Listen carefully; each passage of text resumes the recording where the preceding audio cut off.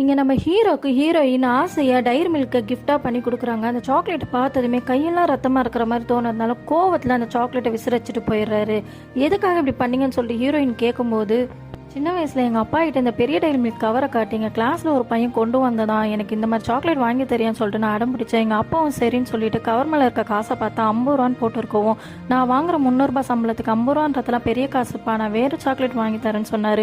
ஆனால் நான் இந்த சாக்லேட் தான் வேணும்னு சொல்லிட்டு அடம் பிடிச்சேன். எங்கள் அப்பா ஒரு மளிகை கடையில் வேலை செஞ்சிருந்தாரு. அவங்க முதலாளிகிட்ட என் புள்ள ஆசைப்படுறேன், நான் இந்த சாக்லேட் எடுத்துக்கிறேன்னு சொல்லி எடுக்கும்போது கையை தட்டி விட்டு, நீ ஒரு பிச்சைக்கார பையன், உனக்கு 50 ரூபா சாக்லேட் தேவைப்படுதுன்னு சொல்லி கேட்டார்.